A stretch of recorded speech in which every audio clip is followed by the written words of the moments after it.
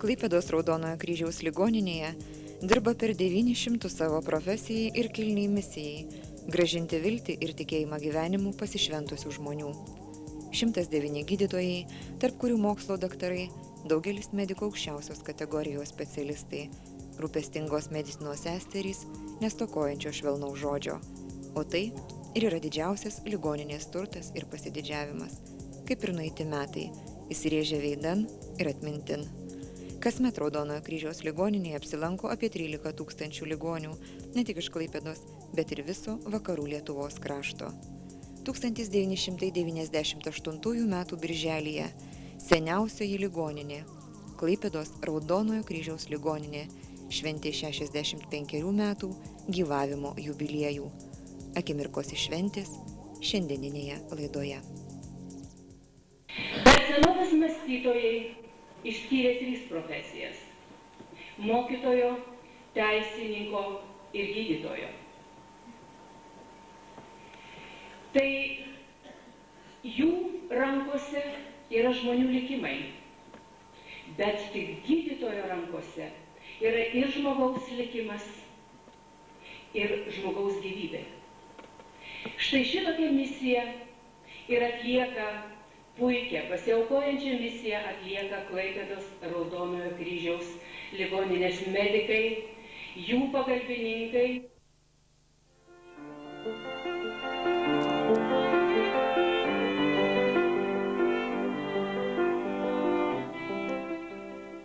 Padėka ir susikaupimu tyloje prisiminti kūrę ir dirbę Raudonojo kryžiaus ligoninėje, istorija tapę, tačiau užmarštin nenuėję. Ilgo, sudėtingo, dosnaus ir viltingo kelio tęsėjai. Juos pirmiausia šventės dieną ir prisiminė Klaipėdos Raudonojo kryžiaus ligoninės vyriausiasis gydytojas Vytautas Vasiliauskas. –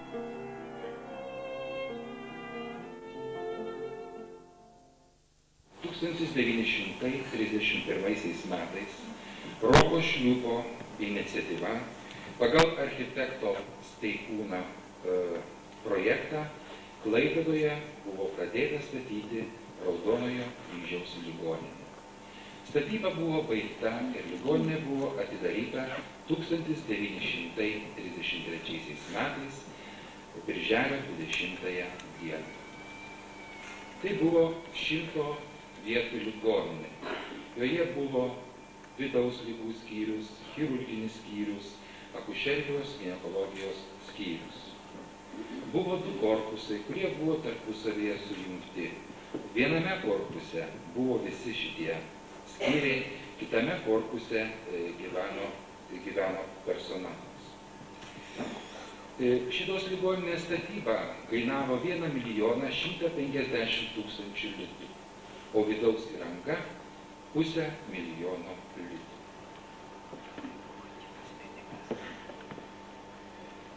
Tuo metu kiekviename skyriuje galėjo gydytis nuo 30 iki 35 ligonių. Tačiau tų ligonių skaičius buvo didesnis. Tuo metu dirbo 12 etatinių gydytojų, 20 gailestingųjų medicinos seserų, personalas sudarė 63 asmenys. 1936 metais buvo įsteigtas ausų, nosies, gerklės ligų skyrius ir su ambulatorija. Per šiuos veiklos metus iki 1939 metų ligoninėje gydėsi 12 245 ligoniai. Nuo pat ligoninės įsikūrimo pradžios pats pirmasis vyriausias gydytojas buvo Kauno Vytauto didžiojo universiteto moterų klinikos asistentas daktaras Juozas Ciplijauskas. Tai buvo be galo tauri asmenybė, vienijanti šios ligoninės kolektyvą. Tuo metu chirurgijos skyriui vadovavo Čeponis, kurį be galo mėgo žmonės už jo paprastumą, už jo tokį betarpiškumą ir Operuodamas apendicitą jisai įsiduria į pirštą, vystosi kraujo užkrėtimas, jisai miršta. Po to šiam skyriui vadovauja talentingas chirurgas Žemgulis, kuris buvo žiauriai nužudytas Panevėžyje sovietinių čekistų. 1934 metais Juozo Ciplijausko dėka buvo įsteigti gailestingųjų medicinos seserų kursai. Tai buvo dabartinės medicinos mokyklos pradžia. Iki 1939 metų paruošta 51 gailestingoji medicinos sesuo. Raudonojo kryžiaus ligoninės direktoriaus pavaduotojas medicinai gydytojas Vytautas Venslauskas į sceną pakvietė Eleną Grudzinskienę. Aš esu tolima praeitis, sakė viena garbiausių šventės dalyvių Elena Grudzinskienė, sesutė šioje ligoninėje dirbusi nuo 1936 metų. Mes buvom tiek nedaug, o ligonė visada buvo daug. Aš tiek prisimenu, buvo liūdniausia, tai buvo kovo 22-29 metais, kai okupavo Klaipėdą vokiečiai. Dieną buvo šlapdriba, buvom nuėję pažiūrėti, kaip Hitleris atrodo prie teatro, o paskui visi grįžom į ligoninę ir ligoninės direktorius prašė, mielieji, neišvažinėkite, padėkite ligoniams. Tada buvo apie 160 ligonių. Sveikesnį greit išvažinėjo. Chirurginiam skyriui buvo daugiau tokių sunkių. Ir gydytojas Žemgulis prašė, tik neišeikit, tik padėkit. Ir taip mes buvom iki, padėjom, kur visi ligoniai buvo išvežti. Ir 39 metais, balandžio mėnesį, palikom Klaipėdą, išvažiavom. Jau tada buvo užrašyta Memė, bajoro statyta, jokimės išvažiuojam iš Memė, grįžim į Klaipėdą. Taip, ir aš grįžau 45 metais iš tokio gražaus, darnaus medicinos kolektyvų būrių tik viena.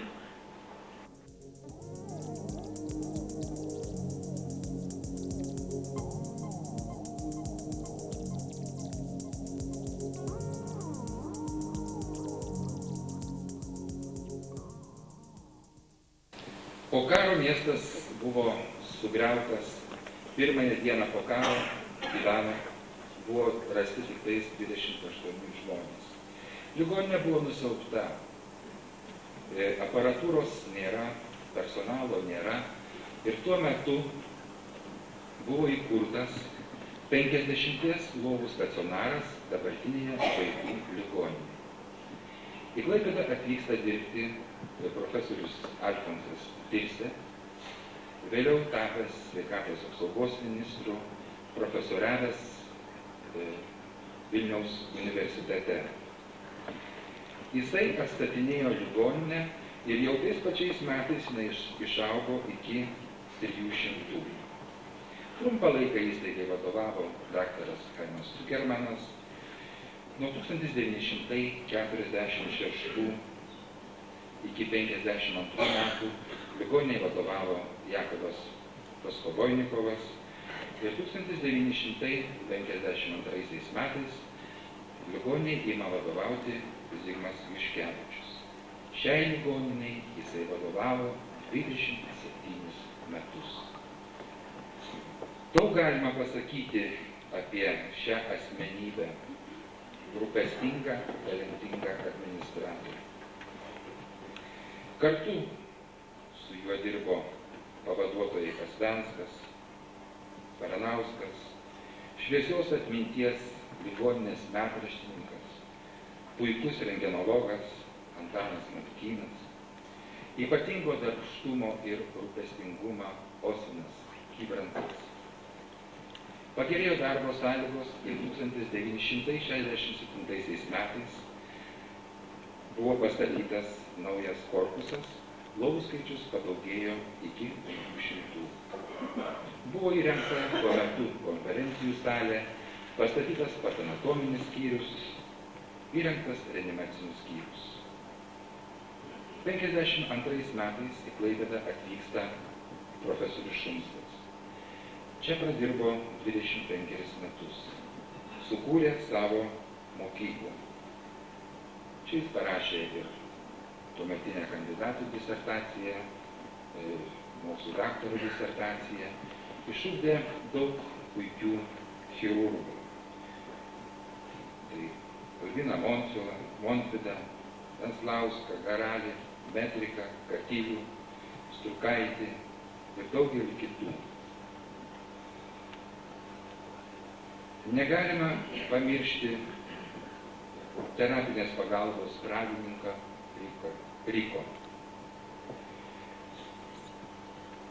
Jisai ilgą laiką buvo vyriausias Klaipėdos krašto terapeutas, vadovavo ilgą laiką skyriui, jo pasekėjai ir tęsėjai, tai daktarė Vida Metrikienė, jo mokiniai Jurgutis, Vinkus, Pabarčienė, Straukienė, Šakėnienė, Jekavičienė ir daugelis kitų. Visi mes žinome ir Lietuvoje žinojo apie kokias nuostabias operacijas daro mokslų daktarė Jaudegytė. Pas ją į ligoninę važiuodavo iš visos Lietuvos. Ir šiandieną džiugu, kad jinai išugdė visą eilę gerų okulistų. Tai Žukauskienė, Paškevičienė, Bajoriūnienė, Šilinienė, Krasauskienė ir daugelis kitų. Stomatologinę pagalbą tobulino ir plėtė daktarė Pasvenskienė, kuri turėjo ir savo palatas traumatologijos skyriuje, kur operuodavo, šinuodavo po įvairių traumų ligonius. Prisimename ir daktarą Biskį, dabartinį Palangos reabilitacinės ligoninės vyriausiąjį gydytoją, kuris buvo klajojančios, taip vadinamas, klajojančios stomatologijos organizatorius. Buvo tokia didžiulė mašina su aparatūra, kuri važinėdavo po kaimus ir aptarnaudavo vietinius žmones. LOR pagalbos organizatorė Bernatūnė, jos pasekėja Aldona Augaitienė, tai nuostabių rankų žmogus, kuri išugdė daug savo mokinių, tai ir Kuprelienė, ir Krugelytė, tai ir Girčys, ir kiti.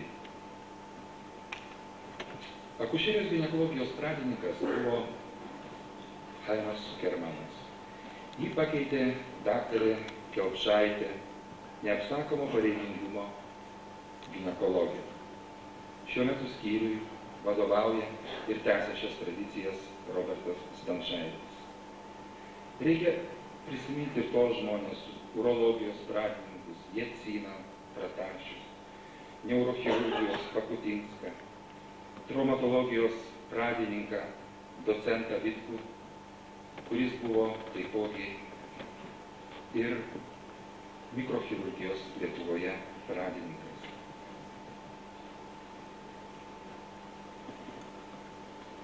Didelį darbą plečiant rentgenologinę tarnybą atliko profesorė Vitkienė. Jos mokiniai tai Bukartienė, Antanas Matukynas ir daugelis kitų. Neurologinę pagalbą kūrė Neniškis. Aktyviai dirbo tuo metu metodinis skyrius, kuriam vadovavo Kybrantas, Poškus, Miškys, Stacinskas, talkino vyriausiai specialistai Rykas, Jaura, Norvaišas, Dysė Šumskas, Puksas, Metrikas, Matukynienė, Zubienė. 1976 metais Atsirado jau daugiau gydymo įstaigų Klaipėdoje, buvo pastatyta miesto ligoninė ir nuo 76 metų pradėjo veikti konsultacinė poliklinika, kuriai sėkmingai vadovavo daktaras Napoleonas Mundukas.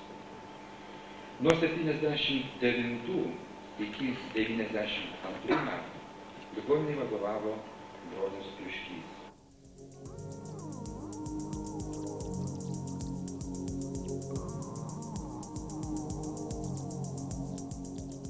Praeitį priminė ne tik seni filmo kadrai.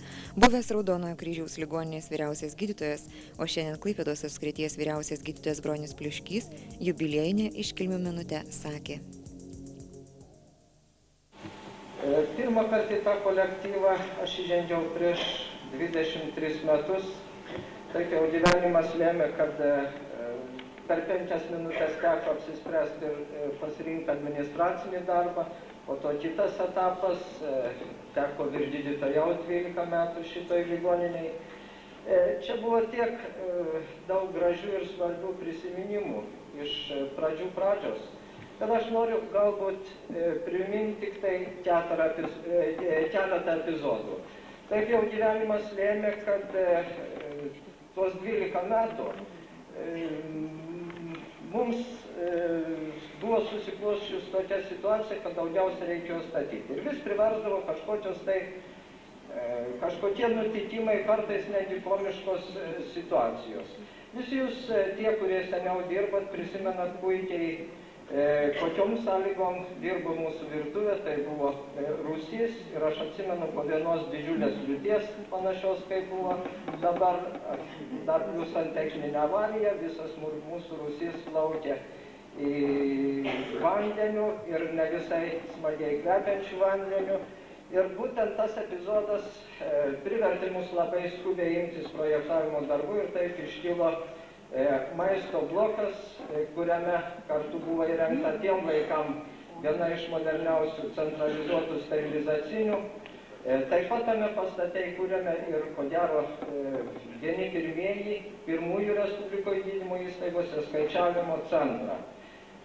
Na, jaunimui jau dabar turbūt būtų įdomu pasižiūrėti, kaip į muziejinę retenybę pirmosios mūsų skaičiavimo mašinos svėrė tonomis. Kitus prisiminimus tiktų pasilikti vėlesniam jubiliejam, 70-mečiui, galbūt 75-mečiui, jeigu likimas lems dar tuo metu būti. O dabar dar kartą labai ačiū, sveikinu Jūs su gražia kolektyvo sukaktimi ir ačiū Jums visiems už tuos 17 metų, kuriuos mes buvome kartu.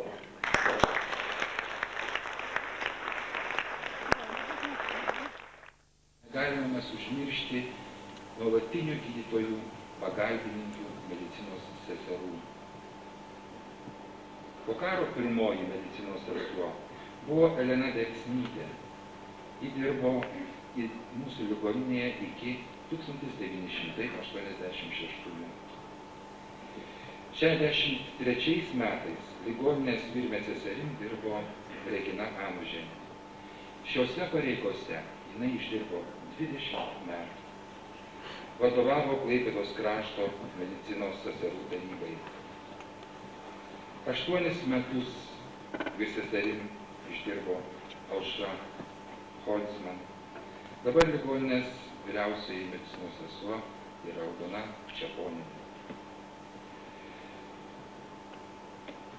Yra malonu, kai tos švelnios, nuostabios moterys išdirba prie sunkių ligonių daugiau kaip 30 metų. Tai sesutės Vanda Stulginskienė, Elvyra Bučienė, Janina Elenskienė, Regina Stepeikienė, Onutė Tamulionienė, Onutė Kraujelienė, Marijona Žuravliova, Birutė Liauninė ir daugelis kitų. Aš tikrai drąsiai galiu teigti, kad Klaipėdos Raudonojo kryžiaus ligoninė per visą šitą mūsų darbo laikotarpį buvo Klaipėdos medicinos lopšys. Čia susiformavo ir įvairiose medicinos sferose Respublikoje dirbo, dirbsi. Čia pradėjo taip pat jau platesnę veiklą buvęs sveikatos apsaugos ministras Antanas Vinkus, dabartinis Santariškių klinikų generalinis direktorius. Chirurginio skyriaus vyriausioji medsesuo Onutė Mitalienė, kuri dabar yra direktoriaus pavaduotoja, miesto ligoninės direktoriaus pavaduotoja slaugai. Čia veiklą pradėjo Mečislovas Vitkus, profesorė Vitkienė, Kaune besidarbuojantis profesorius Stirbys, docentas Medzevičius ir daugelis kitų. Paskui pasipylė sveikinimai. Seniausios Klaipėdos ligoninės šventėje dalyvavo sveikatos apsaugos viceministras Vytautas Basys. Tokios gražios šventės proga sveikatos apsaugos ministras Mindaugas Stankevičius atsiuntė ligoniniai padėkos raštą, kuriame rašo, kad nuoširdžiai sveikindami 65 metų jubiliejaus proga dėkojame už pasiaukojantį darbą ir linkime, kad ateityje jums nepristigtų gerumo ir jautrumo, puoselėjant vakarų Lietuvos krašto žmonių gyvenimą. Linkiu jums jaunatviško darbo, gerumo, džiaugsmo, laimės ir sveikatos visiems. Garbios šventės proga sveikino Klaipėdos apskrities viršininkas Laisvūnas Kavaliauskas. Prasmingo darbo žymė pavirsta žmonių šypsenomis, sugrąžintų jėgų laimę. Linkime klestėti ir toliau, nes pačioje pilnatvėje ir duona gardesnė už pyragą, ir gyvenimo prasmės pojūtis lydi kiekvieną dieną. Tegul jums ir šventiška akimirka ir kasdienybėje nepritrūksta stiprybės, sveikatos ir laimės. Linkėjimus išsakė Klaipėdos miesto valdžia. Noriu palinkėti, kad iš šitų ligoninės sienų žmogus išeitų nešinas meilę, kurią gavo iš gydytojų, meilę, kurią gavo iš visų jūsų personalo. Ir noriu perskaityti žodžius, kuriuos perduoda mūsų meras Eugenijus Gentvilas, kuris šiek tiek vėluoja. Gerų žmonių rankose žydi ir jų darbai. Šie žodžiai ypač tinka jums. Širdingai sveikiname Raudonojo Kryžiaus ligoninės kolektyvą garbingo 65-ojo jubiliejaus proga.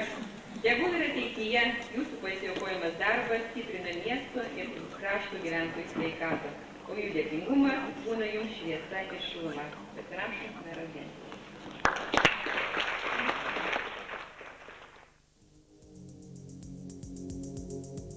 Raudonojo Kryžiaus ligoninė sveikino valstybinės ligonių kasos, kolegos iš Klaipėdos miesto ligoninių, Telšių, Palangos, Skuodo, Gargždų, Tauragės. Tądien išties visi Žemaitijos krašto keliai suvedė į seniausios Klaipėdos ligoninės paminėjimą. Į sceną ligoninės ir čia dirbančių sveikinti kopė ir kopė žmonės. Kolegos, bičiuliai, pacientai. Šilčiausius linkėjimus papildė ir telegramų šūsnys.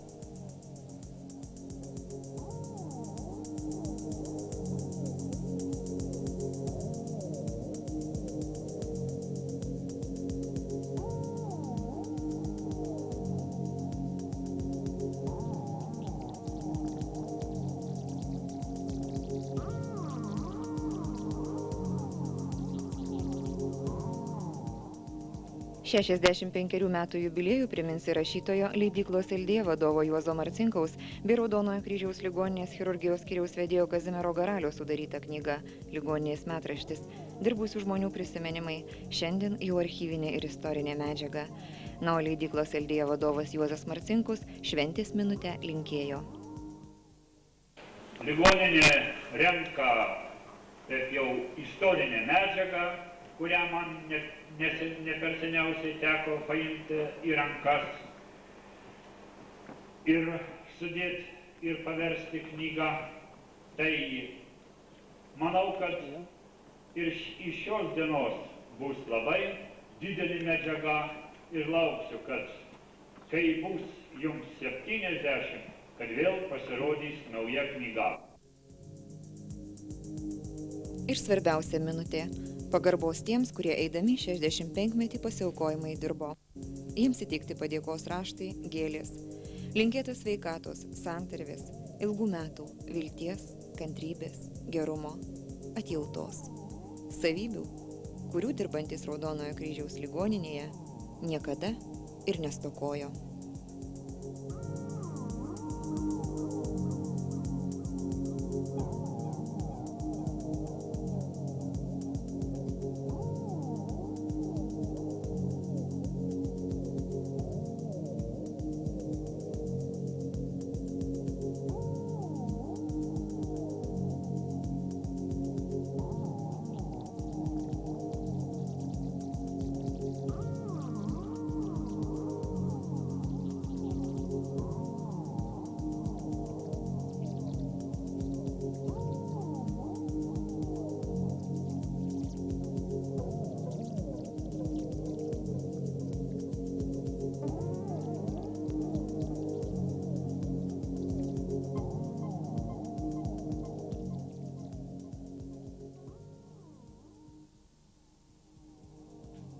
Raudonojo kryžiaus ligoninės vyriausias gydytojas Vytautas Vasiliauskas savo kolegas ir visus dirbančius pavadino didžiausiu ir neįkainojamu turtu, išsaugotu per daugelį metų.